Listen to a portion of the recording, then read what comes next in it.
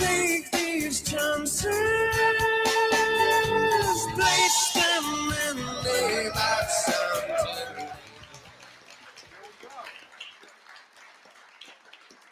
Welcome, everybody. Thanks to everybody for coming out here tonight. I want to thank everybody at the Theater 555 here in New York City. Thank you very much to Eric and all of the great folks here, to our crew, to everybody behind the scenes who have been working very hard to put this production together for today. We're going to have a lot of fun here tonight. I was just saying a few moments ago, this is about you. This is about the audience. This is a town hall. We are going to have some folks up here to talk in a few moments. We're going to have a discussion about everything that's been going on. It's been a little crazy, you might say.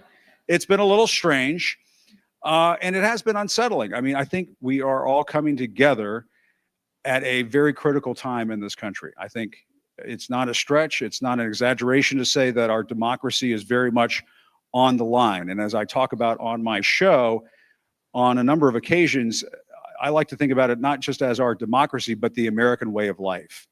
The way of life that we've all grown accustomed to over the years. For the younger folks in the audience, they may be like, what is he talking about? What's going on here? But the older folks in the audience know exactly what I'm talking about. This amazing country that has been handed to us that we're now responsible for. And the question that we all have to ask ourselves is whether or not we're going to let this slip away. And I think everybody here understands exactly what I'm talking about. We have an amazing lineup of guests here tonight to talk about all of this. The one and only Michael Cohen is here.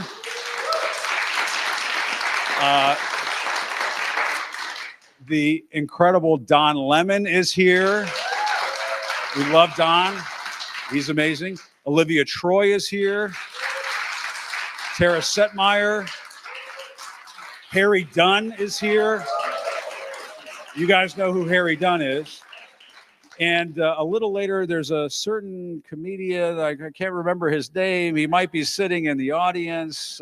He tends to do some impersonations. Matt Friend is here as well.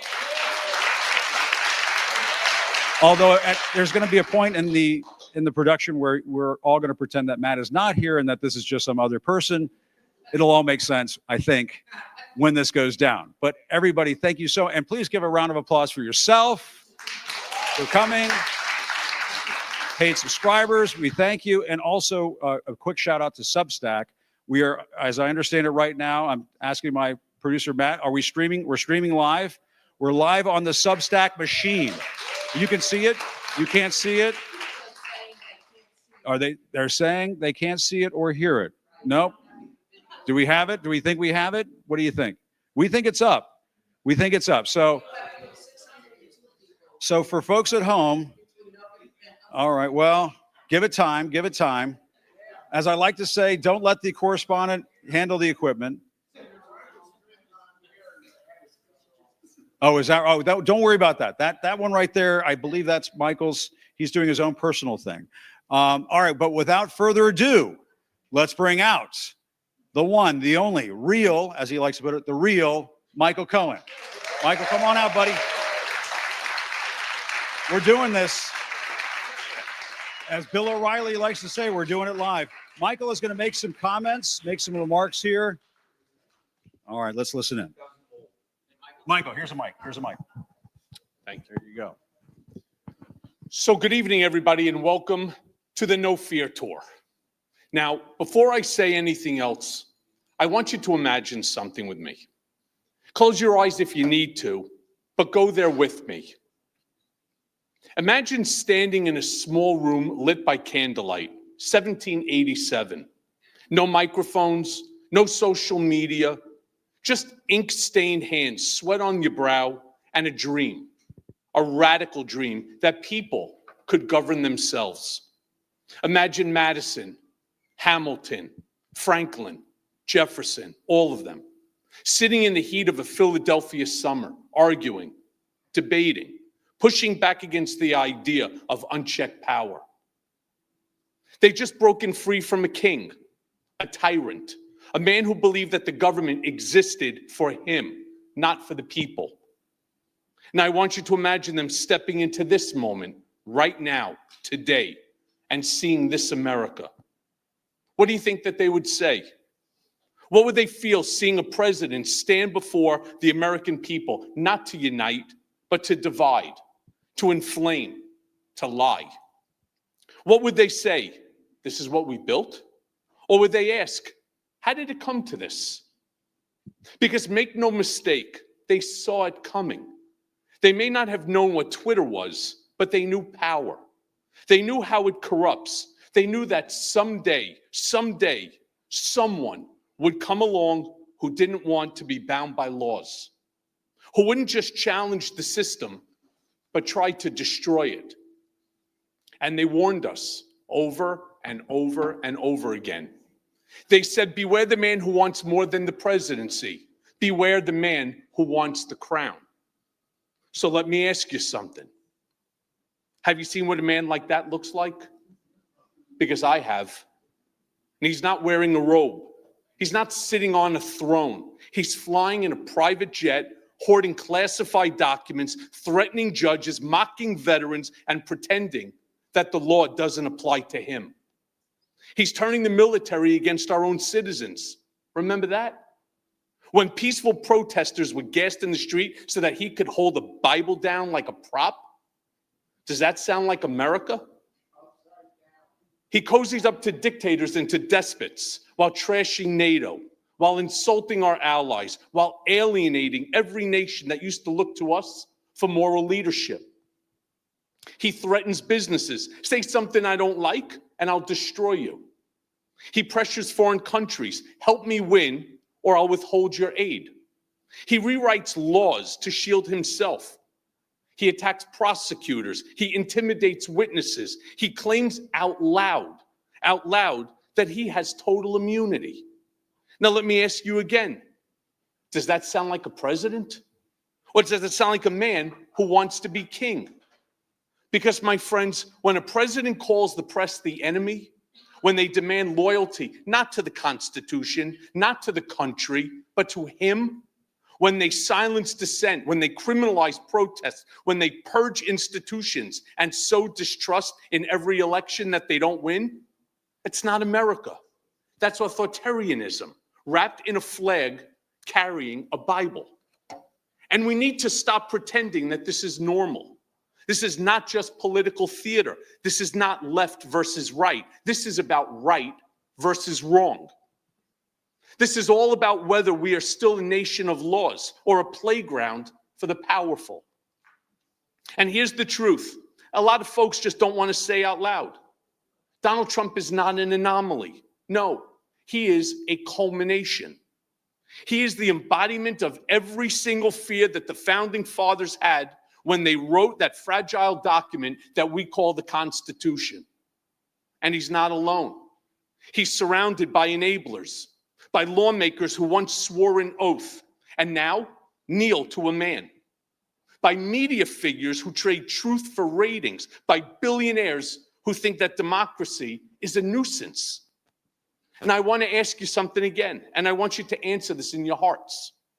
If Washington could stand here today, if Franklin could look you in the eyes, if Jefferson or Madison could read the headlines that we've all seen, what would you tell them? Would you say, we let it happen? Would you say, we didn't think it was our fight? Would you say it was easier to just look away? Or would you say, we remembered what you built and we fought to keep it? Because we're not just voting in elections anymore. We're voting on whether the rule of law still matters. We're deciding whether the First Amendment still applies to the people or just to the powerful. We're deciding whether three branches of government can still hold each other accountable, or whether one man gets to burn the whole system down because he's afraid of accountability.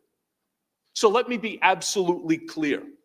Donald Trump and the people who prop him up are exactly who the founders feared.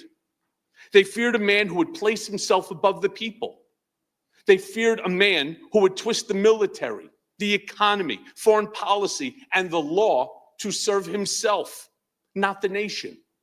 They feared a man who would do it all, not for the good of America, but for the good of one man and a few who stand next to him to benefit. It took us nearly 250 years for someone like him to try. The only question now, the question our children and our grandchildren will one day ask us, what did we do when he did this? Did we stand up? Did we speak out? Did we fight like hell for this fragile experiment called democracy? Or did we let the crown slip back onto the head of a man who never deserved it? You know the answer. Now I want to know yours. And I want to thank you for joining us today. God bless you. And may we always, and I mean always, choose country over king. That's great. Michael, that was absolutely spot on. Fantastic. Please have a seat. I want to start right there with that message that you had, Michael, and tell me what motivated you to write that down. Why did you decide to put those words to paper? My children, and God willing, one day grandchildren, and hopefully I live long enough to see great-grandchildren. Because the country that we inherited from our parents and our grandparents, not the country that we're living in today. You know, we all just sit there sometimes and we say to ourselves, is this for real? Is this a dream? Right? When do I get to take my head out of the sand and realize this is where we are? This is what we are. This is what we are living with every single day. You wake up at 4 o'clock in the morning, 4:30 in the morning, as I do, and the chaos has already started. He's already posting. And what he's posting does not benefit a single person in this room. It doesn't benefit a single person in this country. And that's what we have to worry about every single day. Yeah. And Michael, I mean, one of those things, and we're going to talk about that this evening. I mean, one of the things that we saw yesterday in the Oval Office, we saw the president talking about whether he can deport homegrowns. I'm sure you saw this, which basically means U.S. citizens. And he said, well, you know, I'm talking about an elderly woman who's hit over the head with a baseball bat or somebody who's pushed in front of the subway. First of all, I don't know, why does he have these violent thoughts in his head? What is going on in his head where he has these thoughts? It's very strange and it's very disturbing. I mean, Jim and I spoke about that on Michael Monday. Michael Monday, Acosta there you go. Show. So I hope everybody tunes in. Yeah. And I said, we were talking about this. Everything is so violent. It's like being pushed in front of a train and being hit in the back of the head. Not even the front of the head, but the back of the head, right, with a baseball bat. And you say to yourself, too many Al Capone movies, I think. You think it's like The Untouchables. Yeah. It's like enthusiasm. Maybe because he hates Robert De Niro so much. I don't know. Oh, that's it. I think you hit on it. Bobby De Niro's pissed him off. Bobby De Niro? Bobby De Niro. I don't know. We'll see. We'll see if Matt can do that. But Michael, no, and we always love having Michael on Michael Mondays on the show. It's always great to have. And but I mean, Michael, you lived through this. You were Donald Trump's fixer for how many years? 15 years? Almost a decade and a half. Almost a decade and a half. And the man that you're seeing up there, do you recognize that man anymore? No. And I say this to a lot of people. Remember, when I was the executive vice president and special counsel to Trump, it was real estate. That's really what it was, real estate. Nothing that we did had any effect upon virtually anybody in this room. Had almost no effect on anybody in the country. All right, so there were some unions that we had to deal with. There were some contractors that weren't going to get paid. I hate to say it, New York real estate. The Donald Trump that I see today does not resemble the Donald Trump that I knew. He was always a difficult man, don't get me wrong, but he's not the same. He has become the worst version of himself imaginable, and then some. Yeah, he thinks he's a king and somehow, ordained by God. I don't know what. All right, another person we have here tonight, I mean, who needs no introduction, but we all love him. We hold him dear to our hearts. The great Don Lemon is here. The amazing Don Lemon. How are you? He stole my look. No, you stole my look with the hoodie. If anybody both remembers looking good. Hoodiegate, you stole my look. Hi, everyone. How are you? Good to see you. And Michael, Don, we've watched Don for so many years on TV. He's now on YouTube and now just coming to Substack. Yeah. And everybody needs to watch Don's show on Substack. But Don, I mean, Exactly. Another applause. No, but Don, Michael and I were just talking about this moment that we're in right now, and you've covered Donald Trump so many times over the years. You've incurred his wrath. He's gone after you. Who is this guy that we're seeing right now? He's out of control, isn't he? Well, he is, but he's a person that we always knew that he could be, and that you always knew that he could be.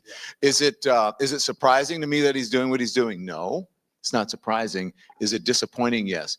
I'm disappointed that our country chose to do what it did in November of last year. But am I surprised? No. And I think when people are surprised by it, when they hit the FAFO moment, like a lot of, sadly, and I don't wish ill upon anyone, a lot of the farmers now who supported the president, and now they come on the show and they said, I don't know what he's doing. I thought he wouldn't do it to me. Or people who are in business who are now saying, I can't, my business is not, the tariffs are not sustainable. I won't be able to, have a business if this continues. And so, yeah, they found out. But we knew this was going to happen. You knew. Absolutely. And these tariffs, I mean, I've talked about this on my show, and, I've been to a gazillion Trump rallies, and almost all of them are within 5 miles, a 5-mile radius of a Walmart. And where are most of those products made and manufactured? China. In China. So, he has this knack for screwing over. By the way, his own including people. his own ties, the hats, and all of the merchandise that they're actually selling. Yeah, but Don, I think you hit on something that's exactly right, and that is, does he actually care about these people? No, of course he doesn't. I mean, you knew him. I'm a New Yorker. You're a New Yorker. You knew him when. He wants to be a celebrity. He loves hanging out with celebrities. He'd rather be hanging out at a party or at the Met Ball or at, the Vanity Fair party for the Oscars than going to a rally in, somewhere in the middle of the country. Going to a UFC fight. Going to a UFC fight. But maybe not shaking Cheryl Hines's hand. Did you see that? I did. That was bad. Awkward. That was awkward. Very awkward. But he'd much rather be doing that. But also, he also likes to be in a place where there's adulation. 100%. And people are screaming his name and applauding. So I was surprised being a New Yorker, and I was like, this guy's a clown. Yeah. This guy is, did anyone believe that he was actually the businessman that he was portrayed to be on Celebrity Apprentice? By the way, I can say that I'm maybe the only person in this room, I'm not sure, I've never seen one episode of Celebrity Apprentice. Not my thing. I've never been a fan of Donald Trump's ever. I happen to be a Christian, and I believe in certain values. I don't believe that you should be, you can do what you want if you have an agreement with your wife, but to be cheating on your wife and you have that many babies' mamas and you're going to pretend that you're a big Christian and all those things, to me, that's just very surprising and disappointing. So I've never really been a fan of Donald Trump's, not even. Is that why the Bible was upside down? He was reading it backwards. That's why the Bible is upside down. This is something. 2 Corinthians. 2 Corinthians. But do you remember that day, Jim? I think you covered that day. That was one of the most surreal days. There were 2 days during COVID and during the George Floyd, the unrest, spring and summer of 20. Oh yeah. That got me was that day when he gassed the protesters in front of the White House. And then when the country was, it felt like it was burning down one day because there were fires and there was unrest in LA and then in Philadelphia and DC and New York. And I just felt like, oh my gosh, the world is kind of coming to an end. What the hell is happening? And what a terrible time for it to happen when we had such poor leadership in the White House. Yeah, no, there's no question about it. And Don, I'm wondering what your take is. We were just talking about this with Michael a little bit. When Trump is in the Oval Office and he's saying, I'm going to go after the homegrowns next. I mean, that to me, I was looking at my New York Times app, my Washington Post app. I was looking at all the major newspapers, the news networks, and so on. To me, this should have been front page news. And I know you used to host a show on CNN. You still host a show on YouTube. Now you have excellent, impeccable news judgment, editorial judgment. It just seems to me that should be the front page. That should be leading the newscast. That should be the front page. It should be leading, and it should not be deemed as normal. I find too much when I do tune in to corporate media now or corporate news, that everything is sort of normalized. Like you have to sit there and pretend like you got to go along with it. You got to go. So what happened today with the president? The president said that it was such and such. Instead of just saying, oh my God, this is ridiculous. The president just said that he wants to imprison American citizens, this is outrageous. Just And saying. you should not have someone on this side going, yes, but Mr. Trump, I love him and he should be doing it. It's like, no, it is outrageous. It is un-American, it is unpatriotic. I don't need some MAGA sycophant like making excuses for Donald Trump because it's un-American. It's un-American. It's It is. ridiculous. They are the ones that I constantly refer to as the enablers. And the real thing that people have to fully understand is when he refers to the press as the enemy of the state, you and I, unfortunately, once again, are now his enemies. And these are the individuals that if you don't capitulate to his wishes and wants, which nobody knows what they are because he doesn't tell you, but if he doesn't like what you say or what you do, now you become a target. And as I said in my opening, he'll destroy you. And he has the full power of the Department of Justice. He has basically now placed every single lever of power in a position to do exactly what he's saying. When you can get ABC to cough up $16 million, but here's when the you thing. can go ahead and you can now try to shut down CBS by pulling their FCC license, when you could turn around But and Michael, start to that's say to because people, that's because they're capitulating. If they didn't capitulate, it would not happen. And you, of all people, should know it never pays you to capitulate. It Right. never pays you to go along. In the end, you will always pay for it. You will always regret it. But we do have to live right now in today. When you see the 6 or 7 biggest law firms in the world to the tune of almost $1 billion of free legal work, I want you to think about that number for a second. $1 billion he created out of nothing, simply by turning around and telling him, I will not allow your lawyers to enter a federal courthouse. Imagine the twisted thinking that a person has to come up with in order to figure out how am I going to keep a member of the bar out of a government building simply because I don't like the fact that you came after me. I don't like the fact that you went after January 6th insurrectionists, not defendants, and so on and so forth. Yeah. So when I say that they're capitulating, they are. And that's where the No Fear Tour takes off. Yeah, because the only way for us to defeat these individuals, the only way is to vote them out of office. Vote the bastards out. Yeah, but also, again, to your point, you've got to stand together. Everyone has to stand together. The law firms should be standing together. The law firms should be saying, if you won't represent, I'm sorry, we're not going to represent him, but we'll represent you. Because part of being, you take an oath. Right, as an attorney, just like you take an oath as a doctor to what? You always protect. You have to protect the law. You protect the profession. You protect the patient. You protect the client. They're not doing that. They're looking after their own bottom pockets, line. Right. Right. So again, to the point that I was trying to make is that it never pays to capitulate to Donald Trump. You will always, and not just Donald Trump, but to any fascist. And today on my show, I read the definition of fascism. And what Donald Trump is doing fits into that definition. Yeah. So we should not be afraid to call a thing a thing. The other thing is that what people have to realize, and this is a big thing for me, so please let me get this out, especially when it comes to the media. I think we need to we have to teach Americans, teach people to become more media literate. What Donald Trump does is a show. Every single day, you have to realize from morning until the end, till midnight, it's a show that is produced like a television show. Every single day. And so when in the pretty morning, shitty one, but yes, pretty shitty one.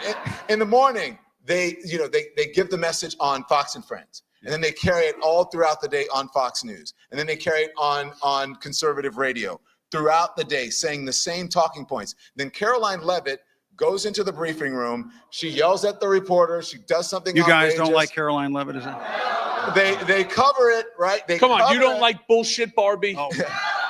But real quick, let me finish. They cover it, and then they get to spin the news cycle. What he's doing all day is spinning the news cycle. Then he invites people in for the photo op in the afternoon, which he does not have to do. The news doesn't come from the press briefing room. Usually it comes from reporters who are digging behind the scenes. And so then he yells at a reporter, then that gets news. So they pick up the superfluous stuff and not the actual shit that they're doing behind the scenes. It is a show, and people have to stop falling for it. And I tell the people at the end of my stream, I'm coming to an end. Yeah. At the end of my streams, I do 2 streams every day on YouTube. One at and I do a couple on Substack.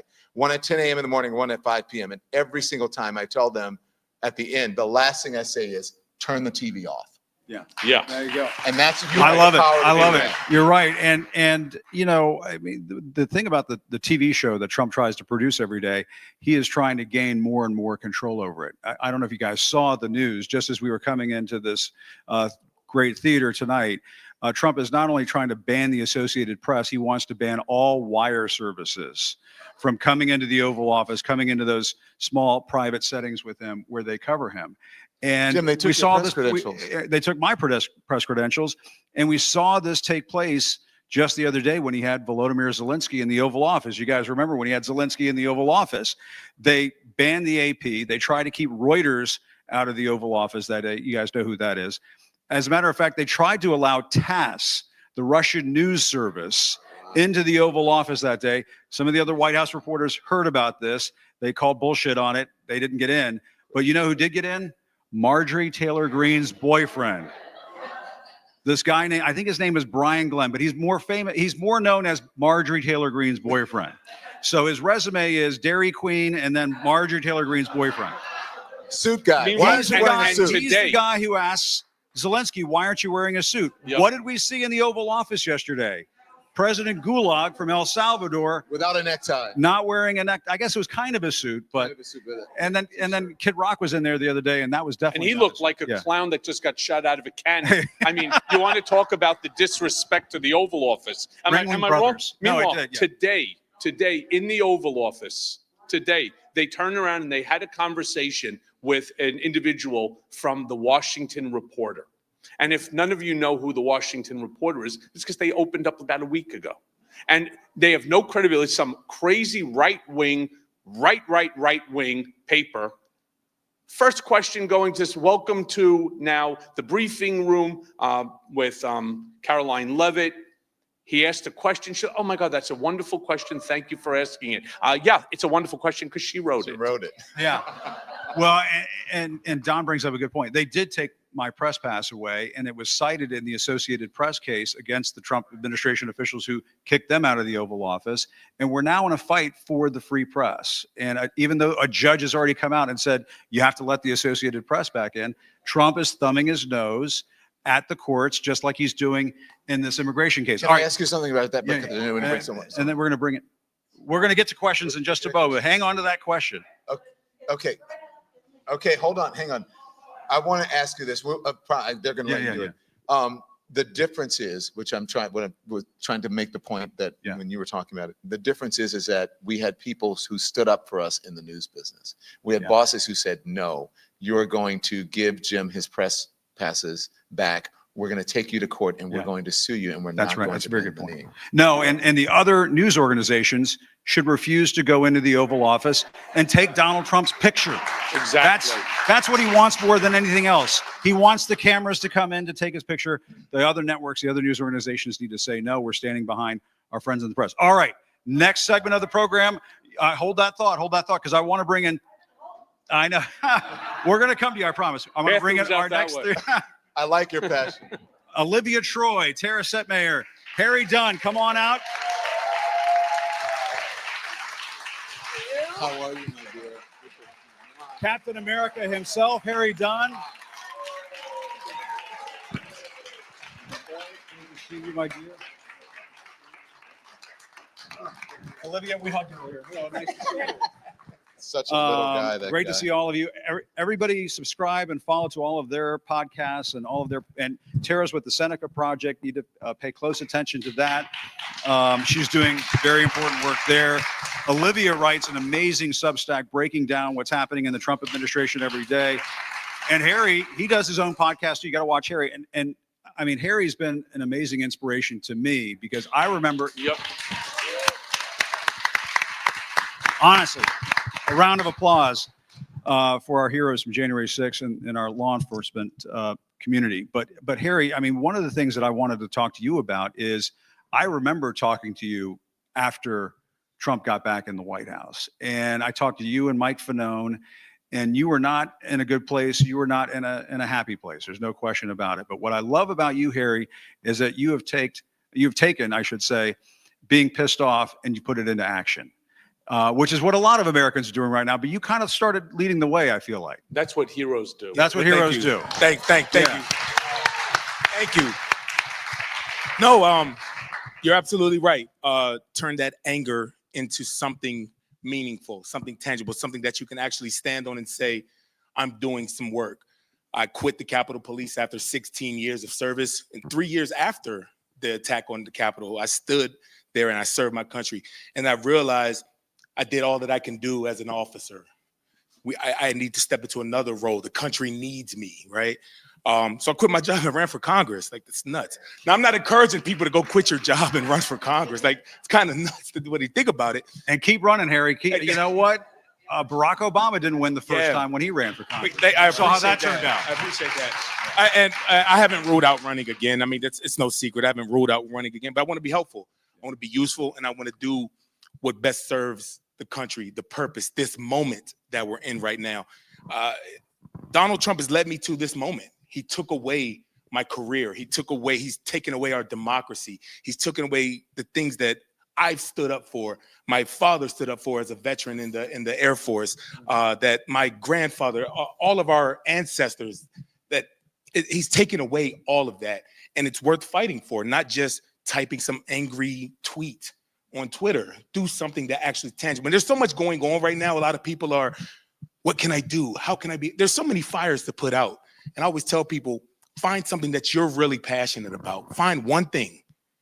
Get involved in that. Veterans Affairs, LGBTQ+, Social Security, Medicare, healthcare. It's so many things that you can be involved in that they're trying to dismantle. So I'm just trying to find my lane, and whether that's inspiring people or just continuing to speak out and fight for accountability, even after January 6th, after all that, I'm just going to keep showing up. Thank you for that, Harry. Thank you. Thank you for what you do. And Tara, you've been working on behalf of women. I mean, you have been trying to lead this new crusade among women. And I know that's one of the things that's been happening over the last several months. I feel like there are a lot of women who are very depressed about the outcome of the 2024 election. They said, our reproductive rights were taken away. A lot of women thought that should have been a motivating factor, enough of a motivating factor to win the last election. You had a female candidate in Kamala Harris, a very excellent, distinguished, prepared, ready to go type of leader, and she didn't quite get there. So I would like to ask Tara. Yeah. What did they do wrong? What did they see? We can't just sit back and say, sure, it happens. No, 77 million people fell for the con. And the question that I'd love to know, after the Dobbs decision, after the attacks on women's reproductive rights, on attack on everybody, what did the Democrats do wrong that they actually need to do right in 2026? Good question. Well, I think first, Jim, thank you for having me. And You're it's a welcome. pleasure to be here with everyone and on stage fighting the good fight with fellow democracy defenders, heroes like Harry and Olivia, who have at great risk spoken out. My Substack is called Uncompromised because there are so many people who have compromised themselves in this moment, and no one on this stage has. And Jim and Don, you guys were in the media space, very influential for me in making that decision, that those of us who have remained uncompromised in our fight for democracy and for what's right and for decency and for what makes this country great, I think it's important that we're all supported and that the American people know that there are people who are still out here that are willing to do what's right and say what's right and not compromise themselves for attention, for money, for proximity to power, because we've all seen people who have made those decisions, and that's why we're in the position we're in as a country, because so many people have made a decision to compromise. So just wanted to say that. Can I say something about you before you respond? Sure, Don. Tara Don is gave Not me my that you're going first to be tip. able to stop them anyway. No. I just wanted to say Tara's one of the bravest women I know, because Tara was a former Republican. And she has been standing on business since I since Donald Trump hit the scene and fighting for women and for people of color and for LGBTQ people. She said, I became a Republican because I believe in small government, right? There were certain things she's not always agreed with the Republican Party. But when I saw you stand up to, this sort of tyranny, it gave me even more of respect for you. So I just wanted to say that. Thank you. And Terry used to lead a college Republican group. Yeah, I was vice chairman of the College Republicans at George Washington University Yeah. many, many moons ago when the Republican Party was sane. I was there too. Don't worry. Yes, Olivia too. Exactly. We're getting to In you, the Olivia. We're foreign- getting in to the you. We don't foreign talk policy about that. space. And Don gave me my first big shot on cable news at CNN, and I'm forever grateful to him for doing that back in 2015. And we've all been in this fight together for a very long time. The election. People, I say this often, that cognitive dissonance is a hell of a drug. And people have been voting against their own interests. It's not just women, many demographics for decades. And there's a lot of factors that go into that. And I think it's bigger what the reasons why people chose Donald Trump again is a lot bigger than just what Democrats did wrong.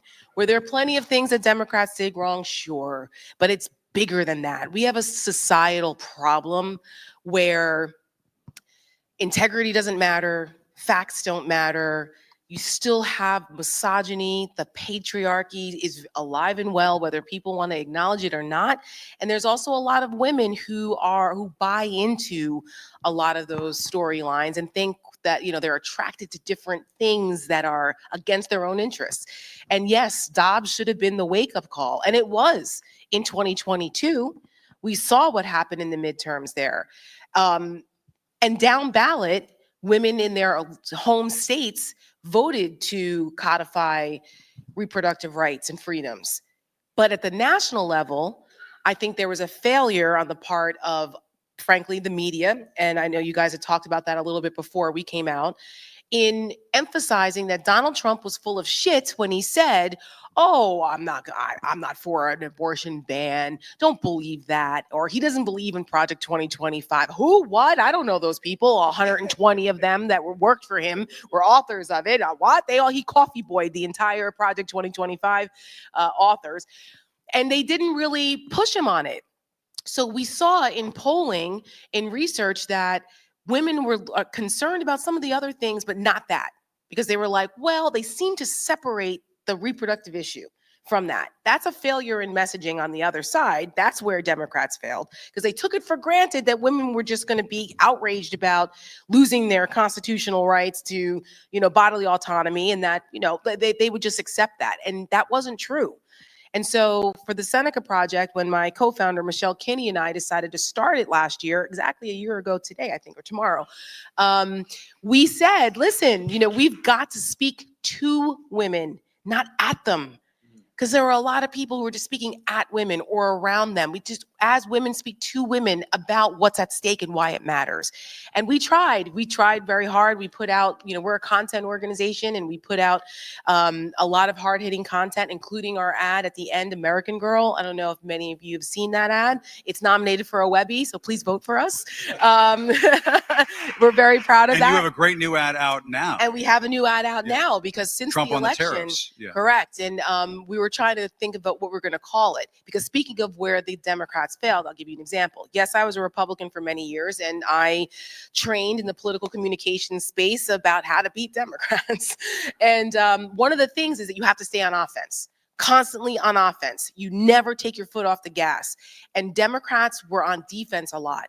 And I'm sure all of you remember the Kamala Harris is for they, them, Trump is for you. So we at Seneca Project turned that around, because I said that's bullshit, because we all know that Trump isn't for anybody but himself or his billionaire buddies. And so we turned that around, and we have a new ad coming out tomorrow. I think we're going to call it the Broligarchy, but we're not sure yet. But it's about What? the tariff. Broligarchy. Roll it. Yeah, like the billionaire broligarchy, because that's who's basically running Donald Trump and who he cares about. He doesn't care about any of you. He doesn't even care about his own MAGA people. And we turned around the they, them ad. Donald Trump isn't for you. He's for them.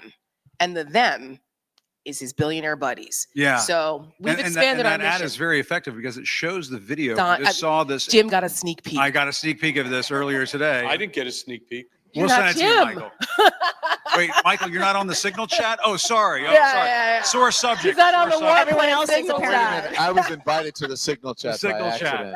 accident. You let me in there by accident. Just call me Jeffrey. Don was in the Over. parking lot of a Safeway, and the strikes are coming in now. Just call me John Barron. Yeah, you and Robert Vara, right? What Yeah. was his name? Oh my God. But speaking of national security, Olivia Troye was the national security advisor for former Vice President Mike Pence, or for the Vice President when he was Vice President. And you had this front row seat to all of this craziness. And you had to have been thinking, there's no way America would do this again. Or did you think? I hoped. But I have seen this machine firsthand, and I know how effective they are at messaging. And to get to Tara's point, I think what's happening is that we are losing the information war. We're losing the information war when it comes to getting truth out to the American people. And that is critical. And that is why I'm grateful that you all are in the audience. And that's why it's important to support independent media voices who are willing to speak very honestly and truthfully. You know, when you turn around and you start thinking about an app like Substack, to take what Olivia is saying, we're in a situation where there's nothing but misinformation, disinformation, malinformation coming from that right-wing ecosphere. And they are not good, they're great at it.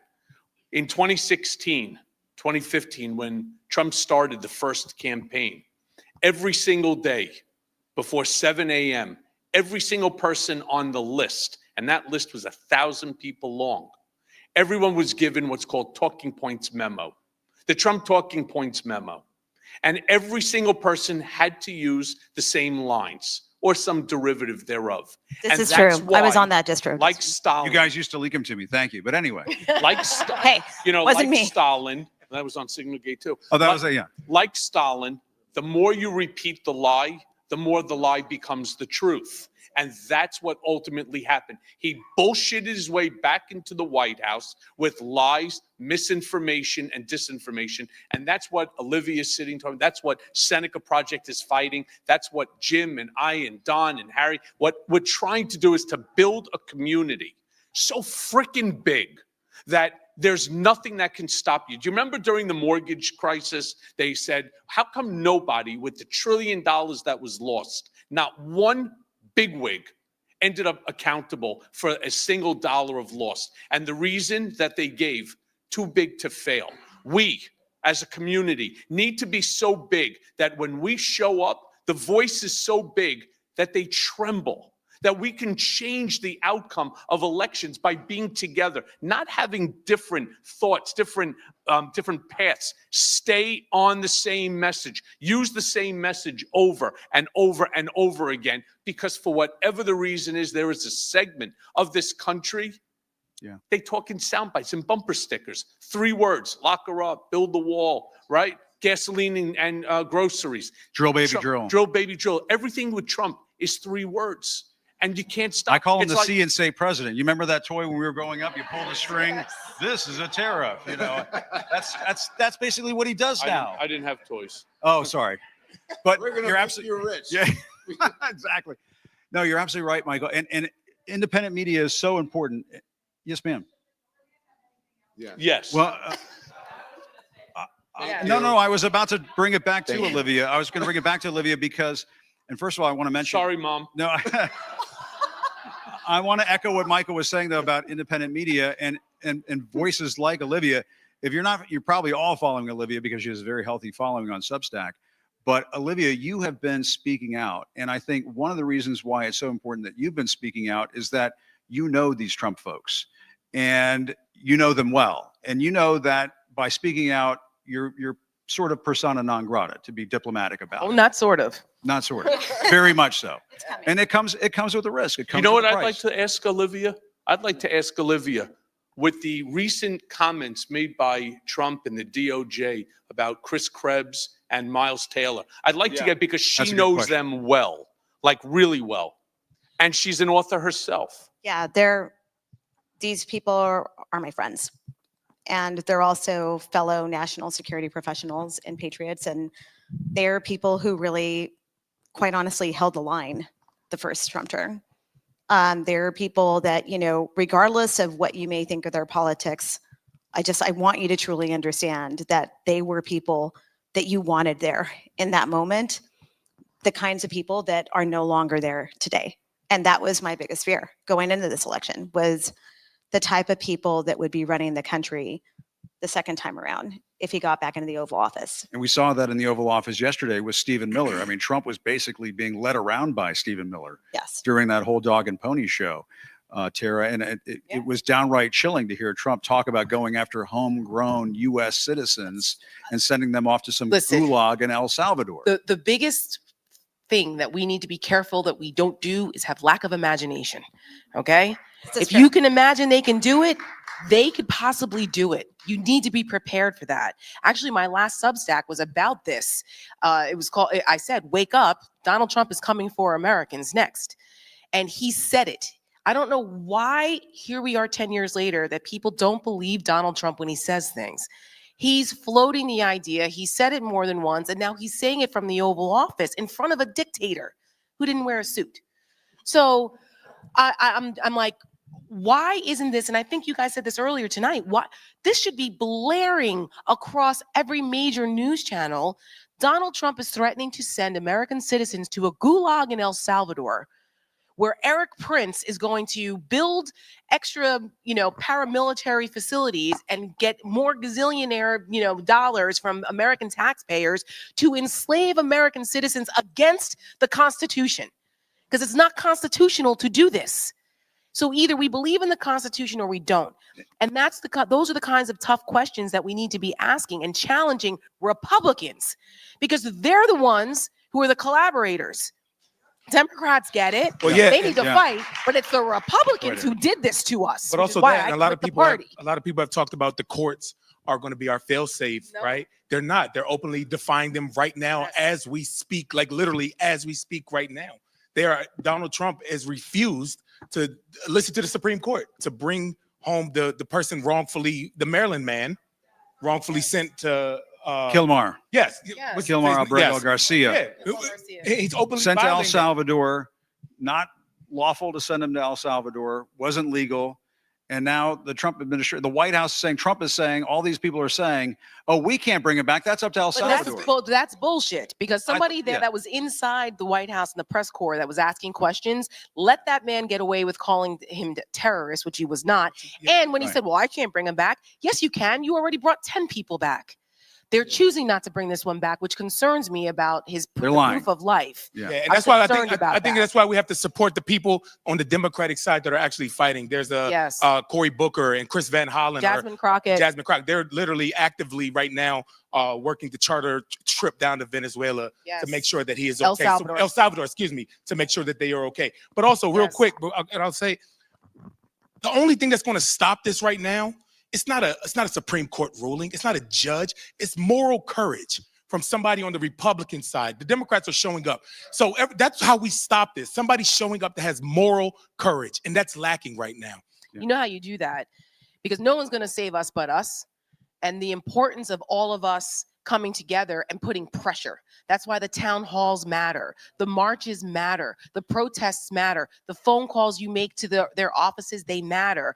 When you flood the zone in reverse, right, you use the same muzzle velocity against them.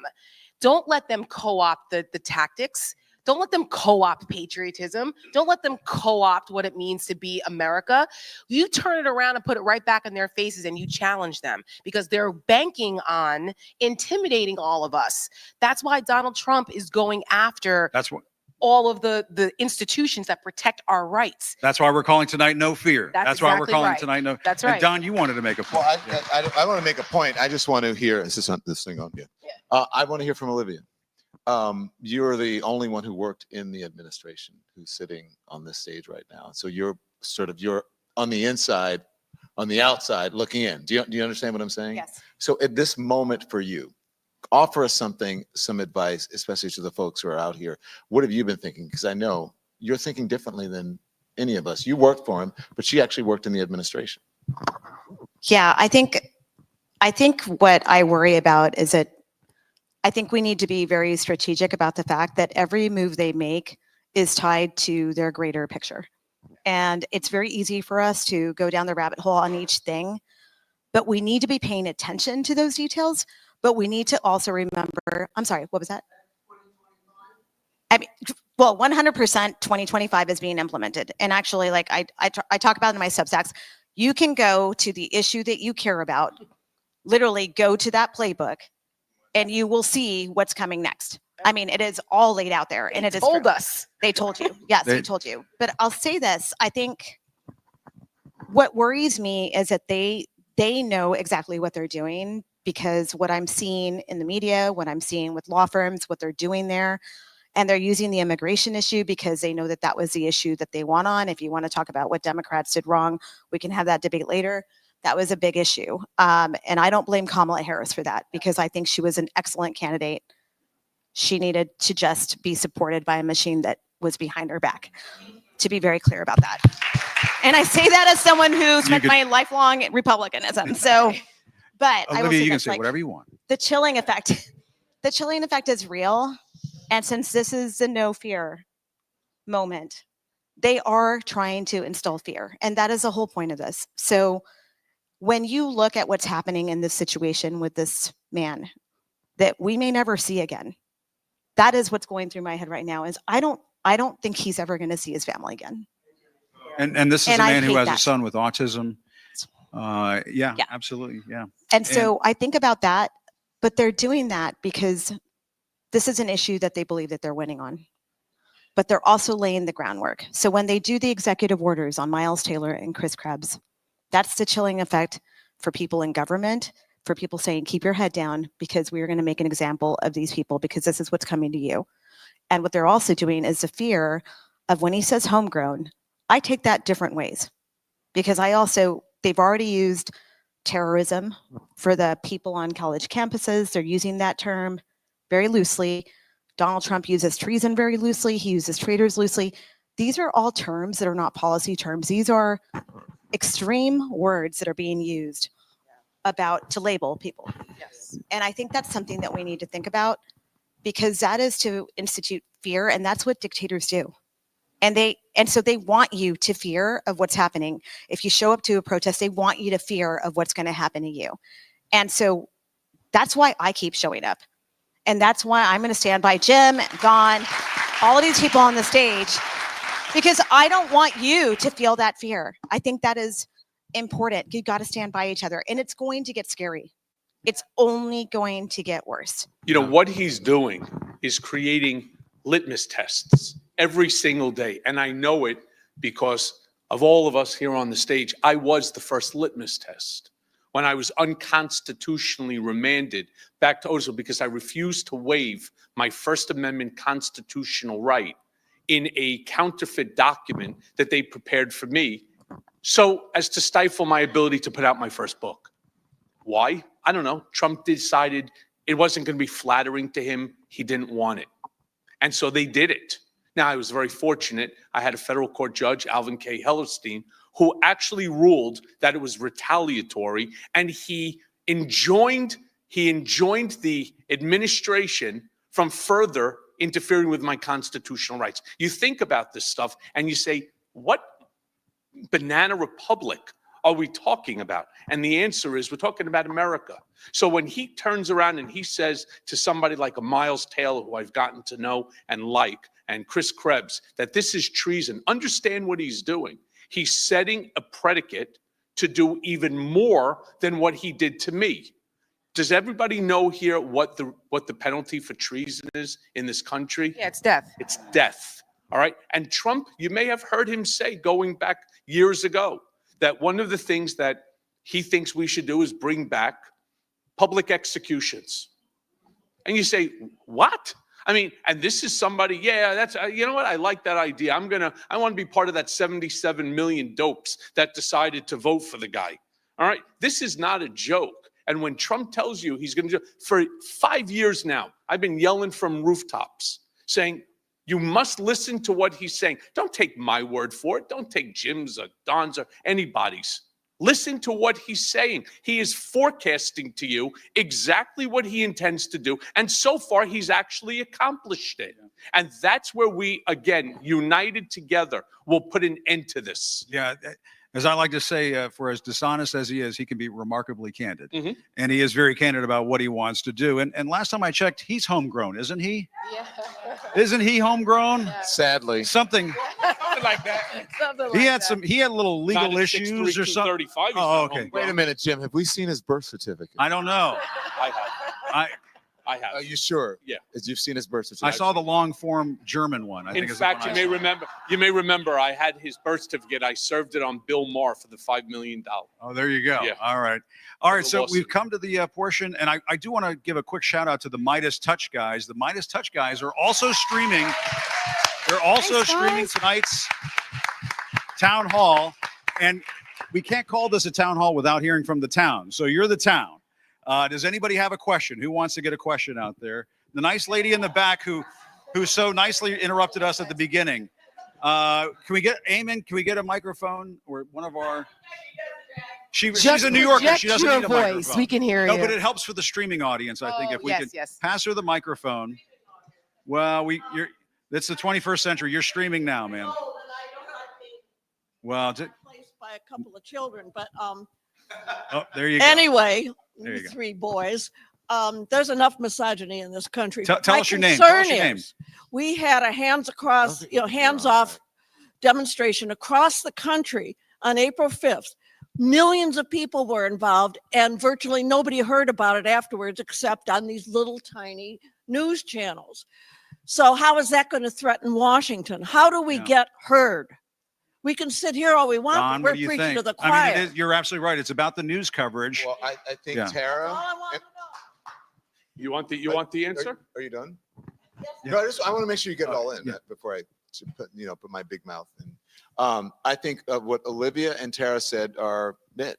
You have to support independent media because that's where you're going to get it from, because we don't have corporate influence. We don't have people who need to get their mergers and acquisitions in Washington approved, if you want to be honest. Our business that's in front of the government, and they don't want some big mouth journalist who's sitting down in a studio in Washington, D.C. or in New York messing up our business, right? So that's what you're going to have to do, because it's not going to come from there. Look at the people sitting around him at the inauguration. Look at the people who have given $1 million to his inaugural ball or inaugural effort. Right. So you have to support. I know it's tough. You got a lot of subscriptions for things, but that's really what's going to make a difference in getting the word out. You want to know how we get it done? Take Midas Touch Network. Started out with one person, and now they're up to 5 million people that's on there. That every single day they're putting out additional content. You take their 5 million, you add Jim's and you add Dunn's and you add Olivia's and Tara's and Harry's and my few, and you put Michael's. it together. And next thing you know, they're beating Joe Rogan. They're beating out Fox. They're beating out lamestream news. All right. So when they now have some sort of a march or anything, all you need to do is you contact the Mycelis brothers. Next thing you know, you got 10 million people showing up. And that's an I army. got one more thing that I want to Yeah, add one to more that. quick thing. I just want to add to that. Oh, yeah. I want to answer your question. Sure. I think it's a very important question. Yep. But also, it is incumbent upon you to get your lawmakers to help us, because rather than they're still enamored by the patina of legacy media, which is not giving them a fair shot right now, because they're not serving their customer base. So the Democratic candidates, or the people who are non-Trump supporters, should be going on Jim's show as often as possible, should be going on Michael's show as often as possible, and mine and Harry's and Olivia's and Tara's. They should be going on all of our shows and supporting us, because we need an ecosystem that's just as big, if not bigger, Right. than the other side. All right. How about you right over there, sir? Since you're right there by the microphone, Hi. and I'll keep moving around. Don't worry. Yeah, Dan Lauria, I really admire the courage that all of you are showing. And I do agree with you that we need more courageous leaders on the left. And my question is, when Trump first came in and threatened to incarcerate the journalists in Iowa for lying that he would not win The pollster, the election, the Des yeah, Moines the Register. pollster, And Seltzer. why would the next day, why didn't Obama sue him for saying he wasn't an American? Well, that's Where does the courage come from? Who's going to step up? Who's going to Yeah. be the next Martin Luther King? No, I agree with you. And you know, Obama just gave he just did a town hall, I think a few nights ago, I believe here in New York, and he was making the comment, can you believe what would be the outcry if I were doing the things, if I had done the things that Donald Trump is doing now? If he I think that's an excuse. We got to Yeah. fight. This is a street fight. Get Yeah. out there like you Right. 6 people Yeah. are. You're 100% No, I- correct. Well, I think- that's actually very, very true. I think that And we're fortunate we have Captain America. Yes, we do. Thank God Harry represents a lot of them and his fellow officers who have been brave enough, and it cost them their careers too, which is outrageous. That should have been enough. That was another, I think, tipping point in this country when people were okay with a violent insurrection on our Capitol. And then just said, well, so what? A collective shrug. That's insane. But to your point, that you need, look, Martin Luther King said that the measure of a man, right? The measure of their integrity, and it was not at a time of comfort and convenience. It's at a time of controversy. And everyone should think about, that's in leadership, what are they doing in this moment to make the difference? And some of the frustrations that I've had, and I'm an independent now, but I say I caucus with the Democrats, but I always say to my Democratic friends, you cannot bring a policy pen to a political guerrilla warfare Amen. fight. You have to look at this as asymmetrical warfare. And some of them are getting it. They're starting to get it. But the Democrats cannot be afraid to make a mistake or be afraid to offend someone or worry about focus grouping everything they say in every statement. Damn all of that. We don't have time for it, because while they're over there focus grouping their stuff, the Republicans are frog marching straight across, killing our Constitution and our rights. So you've got to go out there, and sometimes you might take a hit, sometimes you might Yeah. get down, but you've All got right. to be in the fight Hey, Jim, to do let me, it. Oh, go ahead here. Also, Go ahead. I want to say, and I'm pretty sure everybody, we never talked about this individually, but everybody on the stage can relate. This isn't easy. No. I mean, like, I guarantee you, every single one of our inboxes, if you open it up, has something to the effect of go die, go kill yourself. Like, it's not easy, but courage is contagious.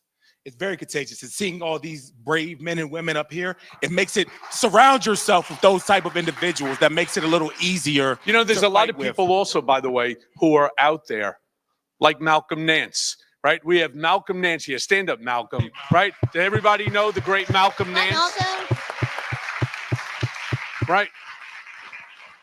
Let me tell you, you want to talk about somebody who is also in the crosshairs every single day? He doesn't give a shit. He'll say what he wants to say, when he says it, and how he says it, and he just doesn't care. And that's what Democrats have to start doing. As they just said, enough is enough playing, right, in this playground of Donald Trump's. You got to get meaner, you got to get nastier, and you got to fight harder. But don't become what you despise. There is a Yes, line. yes. I was There just is a gonna line. I think, Yeah. Jim, we should do a lightning round because these people would. I know, they I wanna know. Hear from, I want to hear agree. from them more This than I want to nice hear lady from us. down here in the front, I want to get to her, and I'm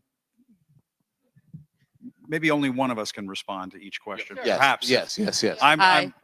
I love all of you. You can direct it at someone if you Director. want to do it. Yes, I'm ma'am. actually going to Jim. Oh. You were talking about media literacy, and I remember my kids are now in their early 20s, scared to hell for them, like just what they're going to have.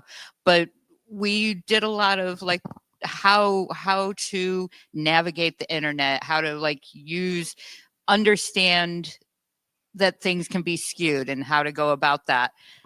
It used to be a lot easier because we'd say, well, did you see it in major news? Did you see it here? Did you see it there? Now we're talking about going to independent media, which is, I'm so happy that was a place that people that I respect Yeah. had to go to. But how do we differentiate someone else who may not be have as much integrity as you and say, how do I tell you from Joe Blow, who's, not That's very as kind. Thank yeah. you. No, I appreciate that very much. I think that we're in a difficult place right now in terms of the media. And I think Don's comments about the need for more independent media, I think that's right on the money. I've been out on the campaign trail for many, many years covering all kinds of elections and so on. And one of the things that I, can pinpoint pretty much with accuracy every time I go out every 4 years, is that the medium and small market newspapers keep getting smaller. 15 years ago, they were about this wide, then they got like this, then they got like this. There are fewer pages, fewer reporters, fewer bylines, and that is because our information system in this country has been decimated. It has been decimated in this country, and it's been replaced with right-wing talk radio in many cases, and places like Fox. And it has really damaged, I think, media literacy in this country. There's no question about it. And I think one of the things, because I get asked about this from time to time, one of the things that these billionaires, if we want to talk about the oligarchy and so on, one of the things that they could do to help this country, instead of beaming pop stars into near space, maybe they can start helping some of these news organizations around the country, and not do the crazy cockamamie crap that they're doing over at the Washington Post right now, where they put the fear of God in those journalists there. We need, and this goes back to what Don was saying earlier, what Michael was saying earlier, we need these news organizations to stand strong. These media companies should not be settling gazillion-dollar lawsuits and donating money to a Trump library. And just absolutely subscriptions. outrageous. Take But the a lot of it example goes of the back to what Harry Atlantic, was saying. It's about right? Take the courage example being of the contagious. Atlantic, led Yeah. by a woman. There you go. Exactly. All right, let's keep going. Yes, sir. In the Block Island sweatshirt, I can't ignore Rhode Island because our EP Matt Hoy and his son Eamon. Well, Matt hails from Rhode Island, but Eamon from But anyway, you get the point. Thank you very much for the opportunity. My name is Mitch. I'm from Westchester County, New York. But I remember when I was in college and in law school, but I do remember I was the escort. Sorry. Murphy's Law. They see you. They see you. They're like, wait, that's that. Tell them. Hey, Mom, look at me. I'm I'm on waiting for the TV. next one. TV. That's right. Is that you I'm on asking TV. the question, Harry? I was the escort for Hanoi Jane on campus at City College back in 1971, 72. And we all know, but some of you will remember the Kent State and all of the other radical type of, debates and so forth that we were having on campuses. Yeah, right now we're having a major one between the Palestinian and the Jewish relationship. But let's put that aside for a moment and really get the younger, the college kids, and to be able to talk about what you guys are doing here, but do it on the campus. Getting young people involved. Get Yeah. really to a civil war, but a legal civil war, no guns, nothing like that, but a civil war where we can really rise up. Yeah. That's what we need to do. What do you think about that, Olivia? I think you're speaking to the power of local community, and I think that's critical right now. I mean, I tell people that we need to go bowling again. We can get back to bowling and bowling alleys where you're sitting around with your neighbors and you're connecting in that way. Unfortunately, it's just a different time, right? Because everyone's online in the media and just digital. And so we're sending mixed messages, I guess, right now, right? But what I'm saying is, I think that is critical. And I also think that it's important. Sometimes we're going to have hard conversations. Sometimes we're going to have to step out of that echo chamber because we cannot continue to remain in these silos. And it's not easy. It isn't. And look, I give credit. I just want to say this about Jim and Don. They were some of my hardest interviews. By the way, the White House was scared of them, like the way that they would talk about them. Especially Don, Jim, I wonder why we're not there anymore. Rachel Maddow, she's still hanging on, but like I remember everything that was said about every anchor, okay, because I was in the room when they were saying it. And I will say, so when it came to me going on with them, can you imagine how scared I was? I've never done media before. I'm a career intel officer. Nobody was supposed to ever know my name. And there I am. And they would ask. I mean, Don and I had some intense conversations in late night sometimes. He would ask, and he'd push me. But it was actually good that he pushed me, because the more he pushed me, the more I really sang like a bird and started to really tell the truth and ask myself hard questions. And now I just won't shut up, and the Trump team is pissed. But okay, one more. That's important. Yes, ma'am. You.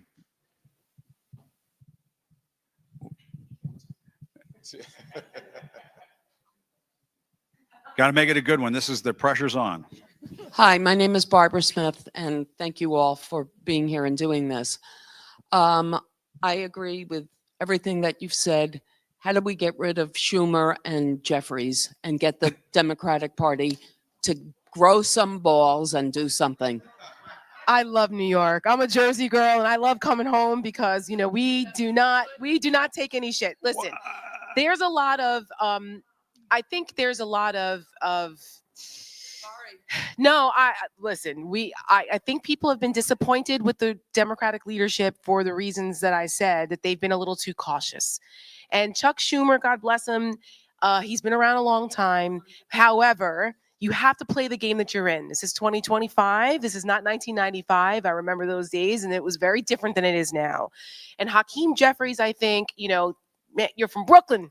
We need some Brooklyn from Hakeem Jeffries, okay? My husband's from Brooklyn. Trust, like he needs some Brooklyn. We're seeing Staten Island. Right. And so because he's new in his position, he's being very cautious. And this is just my opinion, and people are free to disagree. But there is what happened with the way the leadership has handled things recently cannot be ignored by the grassroots voters in the Democratic Party. The people who want to say and just ignore that they made mistakes are doing it at their own peril. When you have a lot of people who are looking for leadership and looking to fight, especially at a time when this country is at a crossroads, at a time we have never seen this since the Civil War, where it was brother against brother, where people took up arms. That is the last time we've seen the country divided this way. Yeah. You cannot have leaders that are afraid to fight the fight. No one wants to hear policy and process arguments. No one wants to hear that, well, it's going to be better if we're going to work together. I'm sorry, but Republicans are no longer your colleagues, they're your enemies. Yeah. This is a war, and they need to take that posture. Tara, let me jump in. Let me just say this, because I know a lot of people are, yes. That's okay.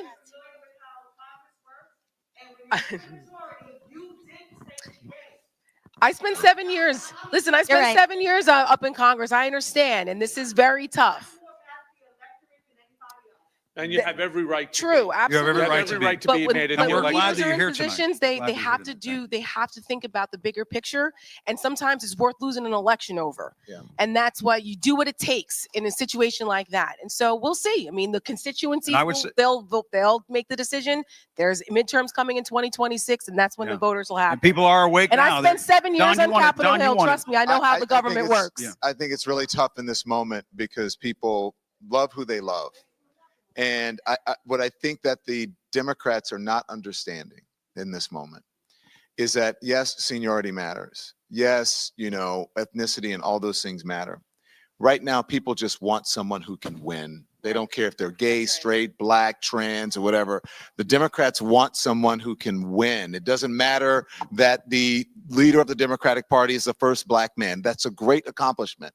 But in this moment, is that going to win the White House? Is that going to win back Congress? Is that going to win back the Senate? I don't know. And especially if you have the person who is in that position who is not strong. I don't like that Hakeem Jeffries told the Democrats, you need to have decorum for this fake effing State of the Union. No, I'm with you on that. Stand with Al Green. Right. Yeah. Have some fight. Have some moxie. Walk out with him. Stand behind him. Do what John Lewis would do. Get into good trouble. Don't sit there and hold up a sign that says, Elon Musk is mean. Right. That's right. Donald Trump is bad. No, stand up and say, this isn't a real State of the Union. This is fake. We don't have to have decorum for something that is not real. This is a show. I don't agree with what Al Green did, but I stand with my brother. I may not have walked out, but I stand with him. Or do what Jasmine Crockett did. Walk the hell out with him. That's right. That's what the American people are asking for.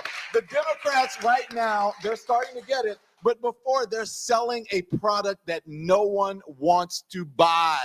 And so I love Hakeem Jeffries. I think he's great. I love Nancy Pelosi. I think he's great. I respect what Chuck Schumer has done. But that's not what the American people want right now. Yeah. Those people, those senior people who you love and are good and have led before, they can be behind the scenes. They can be creating policy. They can be leading the young people. But what people want to see now, the crowds are showing up for Bernie.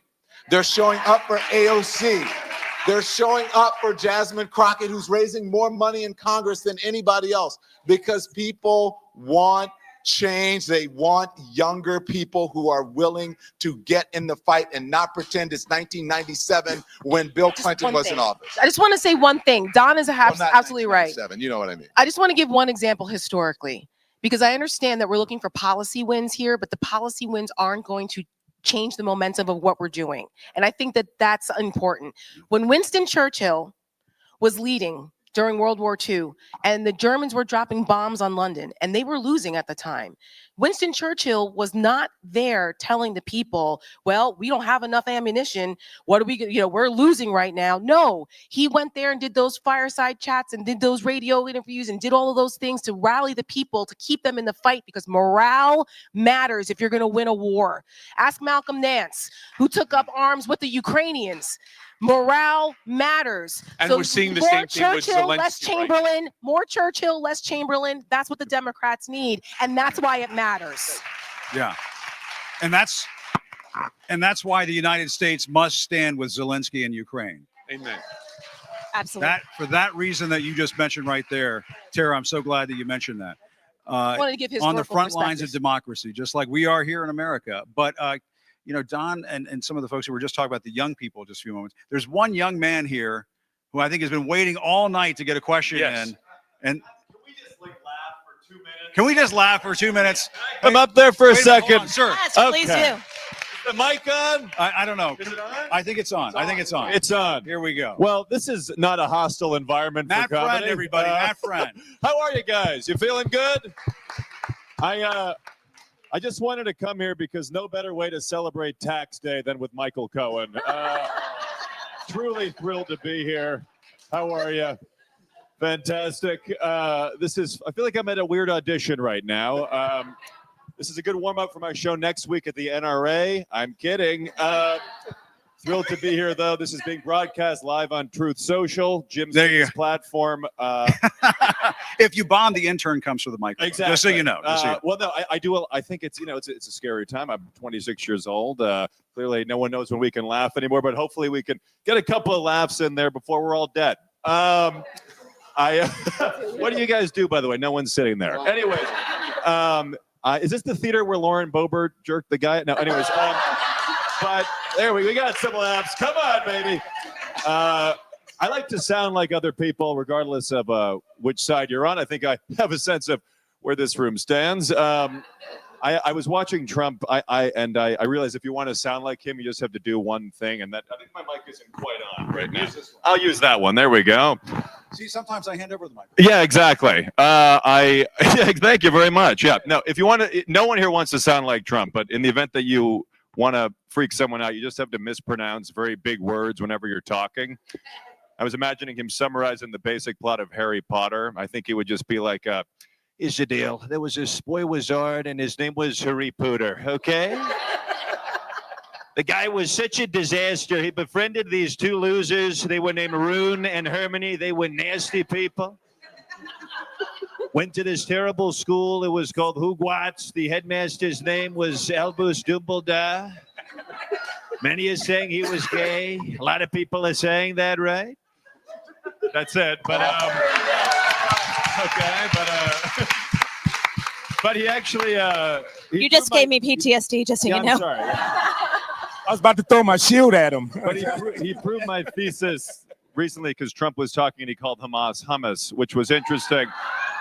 And I wanted him to just keep naming random foods and to finish his grocery list. I almost just Elon'd there.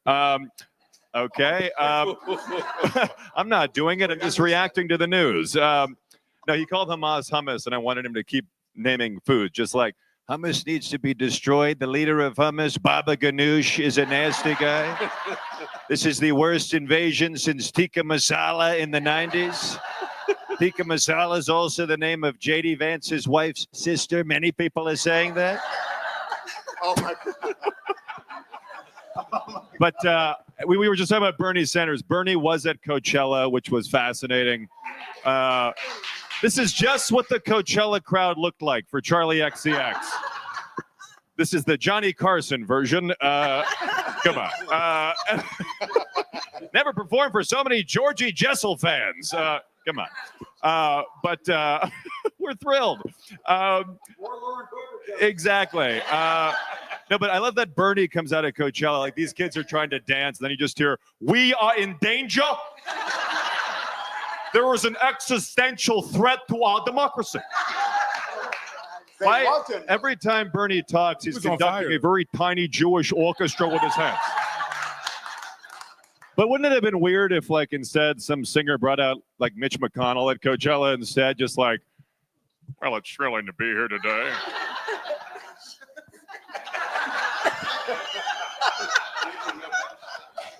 There are so many young Americans, and there are so many young African Americans here as well."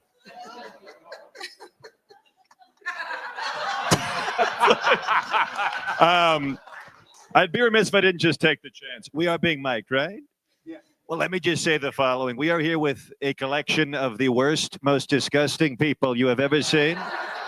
You have Jim Acosta, who is first of all, you're a dead dog. You're a nasty pig. Many people are saying that. You are the worst journalist anybody's ever seen, next to Don Lemon. Fake news, Don. That's true. Then you have, of course, you have the second black Captain America. That's great, right? That's becoming a thing, right? Next, you have Michael Cohen, who is like an even worse Ray Donovan. The guy's a disaster. He doesn't know what he's doing. And, well, these two women are just fine. But Mike Pence, well, he's a traitor. We know that too, right? I had to do that. Anyways, I want to say, and I have another hour and a half. And then Bill Cosby's coming up. But no, I'm kidding. That'd be, come on. I love the blue. Exactly. It's great. Well, the space shit is unbelievable. Yesterday was Space's first freak off. That was wild. Lauren Sanchez gets to space. Her face has been defying gravity for the past 15 years, Don. But Katy Perry lands. She kisses the ground. So I guess it's safe to say that Katy Perry kissed the ground and she liked it. But I know I was watching the Masters recently, and I was thinking, I love the presidential golf obsession. That's mind-blowing to me. And if Trump does run for a third term, which according to Steve Bannon, he will, then Obama needs to run, because then the presidential golf obsession can be debated. And I feel like Trump is just going to be like, you know what, Barack, you have to play at Mar-a-Lago. It's gorgeous weather. We finally let in the blacks. It is so fantastic. And Barack will be like, well, Donald, thank you so much. I appreciate that. Thank you. I know you missed me. Thank you, guys. You know, the only reason I'd accept that invitation to play is to show to the American people that regardless of which side of the aisle you're on, we can all get along. And the only reason I'd invite you is because your contact photo popped up and I thought it was Tiger Woods, okay? Okay. I mean, that was some stuff, right? I would do my JD Vance, but I forgot the eyeliner in the car. I will say this is thrilling to be here. I can't wait. This is a good warm up for my 5 minutes I'm doing on Megyn Kelly next week, but I'm kidding. You never know. But has anybody here gotten a prostate exam out of curiosity? Fantastic. Well, the reason I ask is because I was watching Tucker Carlson last week, and I realized it's a great transition. Thank you. And I realized that when I get my first prostate exam, I'm going to make the same noise that Tucker made when he laughed. Because it sounded like, when he laughed, it sounded like you were sticking that Captain America shield directly up my Mike Pence. But, okay. And you know Pence would be into it. But, him and Lindsey Graham. Let's get it all out, right? Come on, Don, we're laughing, right? But no, because Tucker was talking, and then it just comes out of nowhere. He's like, "Good evening and welcome to Tucker Carlson tonight. Tonight's subject is Joe Biden, a lizard." Somewhere Lindsey Graham was licking his nipples, thinking, "I'll have what he's having." And that's why you don't invite me on your serious news show. Thank you, everybody. And before I go, let me just say, so much respect for Jim, for Don, a little less for Michael. No, I'm kidding. We like Michael. The three of you, lovely to meet you all. Thank you for what you've done, and honored to be here. It's a crazy time. I'm Gen Z. I'm 26. We're trying to figure out what the future holds. It's definitely a frightening time, but I'm having you guys here. Gives me a lot of hope, and hopefully we can keep laughing because, again, apparently at the Correspondents' Dinner it's no longer allowed. So, Someone said do Kamala. do Kamala. If I could do Kamala, I'd have my own show right now. I mean, my vocal range. Say it again. Do who? Cohen, do Cohen. Do my, you can try to do me. I don't know.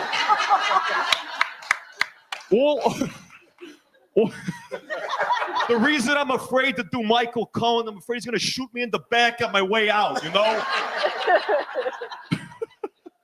Anyway, that wasn't great? That was good. He wasn't thrilled with that. Yeah, who am I missing? You know, I would do Ted Cruz, but I got to get to Cancun, and I know you don't want to hear that.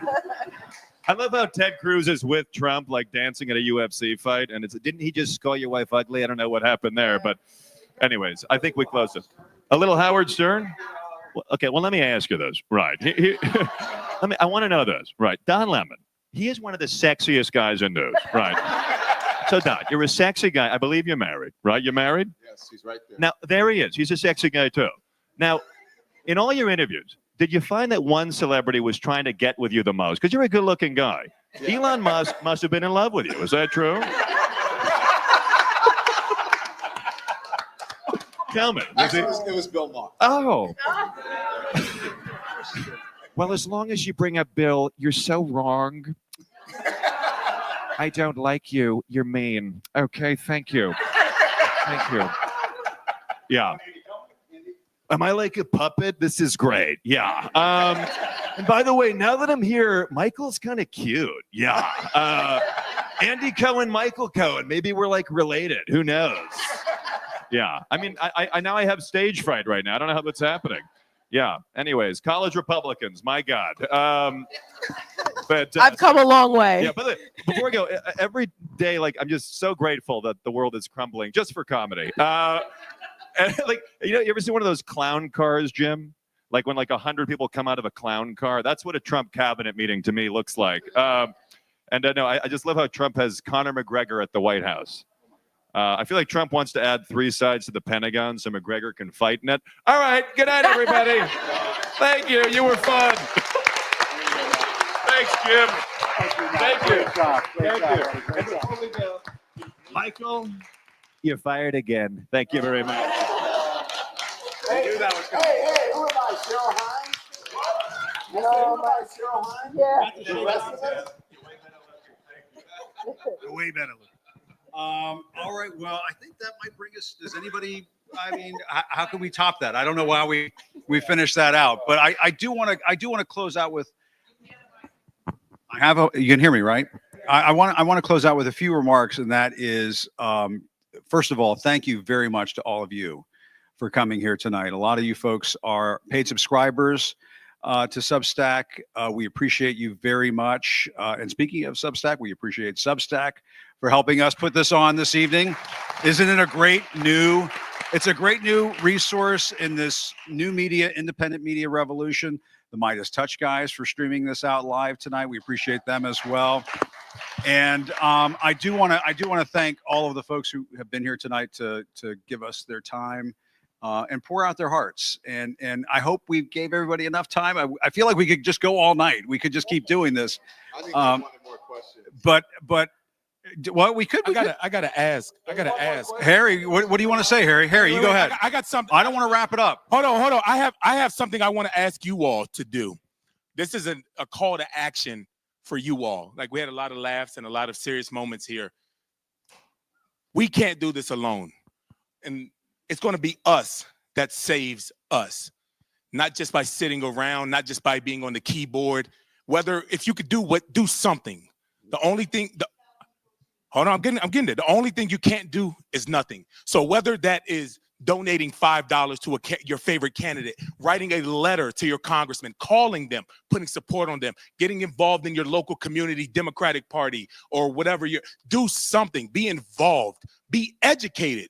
That's half of the battle right there. Be educated, because when you meet that disinformation, you have to be able to push back against it. Yes. So if they're telling you, no, Donald Trump said he's going to bring them back, and you're like, wait, did he? Be educated about what is going on. Don't just sit around and wait for somebody else to save us. We all have a role in this. So I encourage everybody to do something. Well said. Should we go down the line? Tara, would you like to make any closing thoughts? Closing thoughts? To piggyback off of Harry, Robert F. Kennedy, the good one, once said that he gave a tiny ripples of hope speech, and every one of us represents that tiny ripple of hope. That all it takes is a tiny ripple of hope, and that cascades into a current that can take down a mountain of oppression. So don't think that whatever that little thing is that you do doesn't matter. Everything you do matters. Every person you talk to matters, because that one person may talk to 5 other people. You know what I found out today? And then next thing you know, it is a current. That ripple turns into a current. So do not be discouraged. It's very easy to be discouraged. It's very easy to feel overwhelmed, but don't be, because that's what they want. Do not obey in advance. Rule number 1 against tyranny: do not obey in advance. Turn your fear into outrage, into action. And there are plenty of people, and bring 5 people with you. One piece of action. All right. Students to do.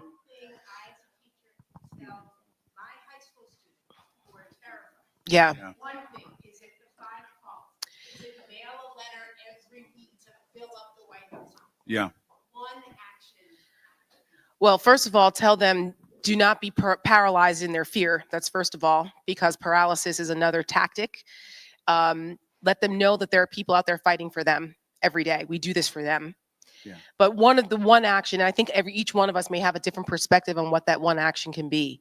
But I think for high school students, it is to stay engaged and be educated. Because they can't vote yet, but they will. And they can educate each other, because they communicate very differently. They may not listen to what we have to say, but for the one student that I just gave a speech to a bunch of teachers and said that you guys are the first line of defense in democracy, because you're teaching the next generation.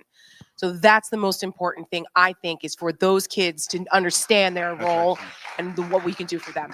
And Olivia, you quick thought? Yeah, I would say, I talked about independent news, the importance of independent voices. That includes nonprofit newsrooms across the country. Please support those.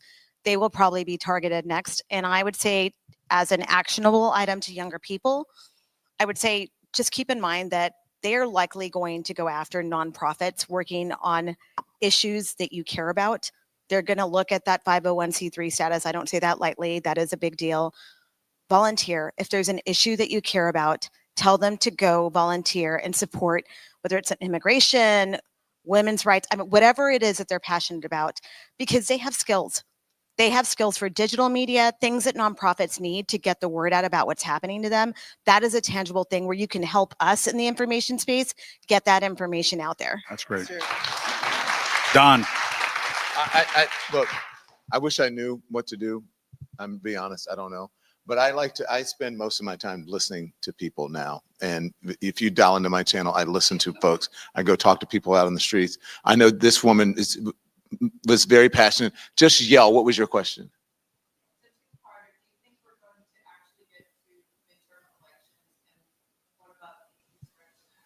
Yeah. We'll get to the midterm election, but I don't know if it's going to be, any of our elections are going to be fair anymore. The Insurrection Act, I don't know. I'm not in Washington. He's prepping us for the Insurrection Act. Yeah. Mark our words. He tried to invoke it in 2020. Olivia knows the Lafayette Square debacle. And there were good people there that said no and stopped him. Those people don't exist anymore. So everything that he's doing right now, the Alien and Sedition Acts that he's trying to use unconstitutionally, the courts are being coy about whether he could use it or not. Yep. This is all in preparation for him to use the Insurrection Act. Yep. And I would be very cautious if he didn't try to do that on June 14th when he has his military parade if people protest. So and Michael. And remember something, in 2016, I said Donald Trump used to constantly quote Vladimir Putin on something that deals with elections. It doesn't matter who you vote for. All that matters is who's counting the vote. And that's where people have to start getting involved. No fear. When, one of the things that they want to do is to put fear into us with that stupid red hat and the MAGA flags attached to the back of the rusty Ford F-150s. No fear. They're all a bunch of cowards. All right. They try to make us fearful of them, but it's the other way around. They're fearful of us, which is why that they act in the manner that they do. So don't ever, ever let them get the best of us. And that was great. One last thing I want to do, and it involves a favor. If I could ask the House to dim the lights, the House lights, that's possible? Are you going to sing like Frank Sinatra? I'm not going to sing. No, I'm he's not gonna going have to. This you is not. sing, Don. Thanks for the memories, Donna. I would listen to you sing. The one thing, people talk about Trump derangement syndrome. The one thing I get worried about is what I call Trump depression syndrome, and that people get so down in the dumps. This nice lady right here asking, "What can we do?" You have to remember that there is still hope, and you have to hold on to that. And I talked about this when I left my old job. It's not just about not giving into the lies, not giving into the fear. It is about holding on to the truth and holding on to hope. And remember that each and every one of you has a light inside of you.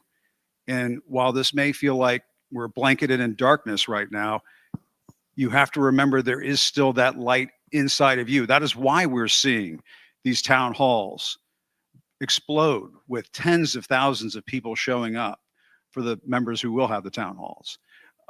Why we are seeing rallies and demonstrations taking place in the smallest of towns, people showing up in their communities to honk their horns and say, don't buy a Tesla. Whatever you want to do, go do it. And the one thing I want to ask each and every one of you to do tonight, because I saw some of you looking at your phones earlier, I want each and every one of you to get your phone out right now. Get your phone out right now. I want you to turn your flashlights on. I want you to turn your flashlights on and just look around in this room. Look around at each other. When you feel like this world is being engulfed in darkness, just remember that you have a light inside each and every one of you. And I know it may sound a little hokey and it may sound a little quaint in a place like New York, or if you have two phones, for some of you who have two phones, and you guys could do it too if you want. Don't hold back. But seriously, it means something to all of us if you just stay in this game and you keep that light lit, keep that light alive in the darkness. Don't let that light go out. Don't let it go out. Hold on to each other. And thanks everybody for coming tonight. Really appreciate it. I want to thank Harry Dunn, Tara Setmayer, Olivia Troye, the amazing Don Lemon, the incomparable Michael Cohen, and of course, Matt Friend. And Jim Acosta. I'm okay. And remember where that phone was made, China. Yeah. Thank you, guys. Thanks, everybody. Thanks for coming tonight. Appreciate it.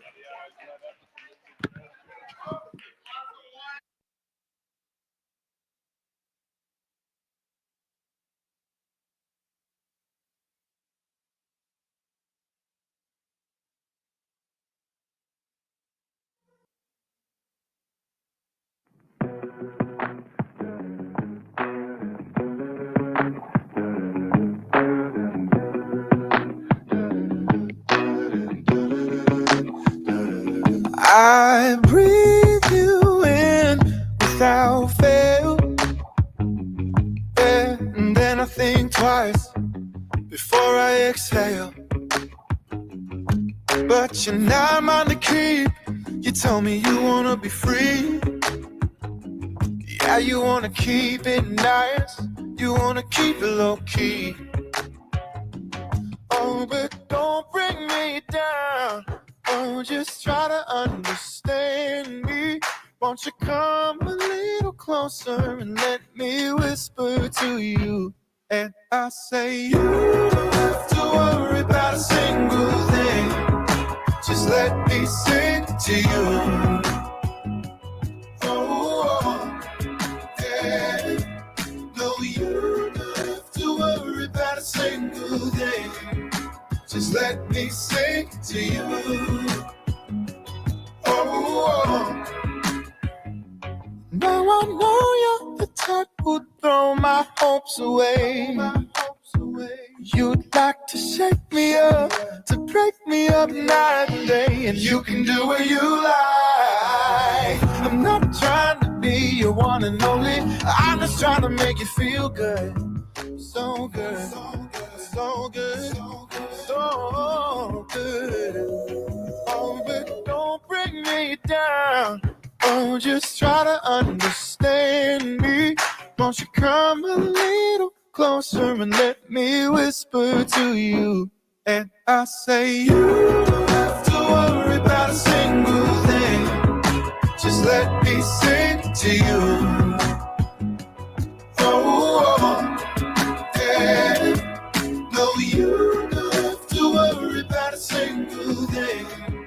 Just let me sing to you. Oh, you don't have to worry about a single thing. Just let me sing to you. Oh,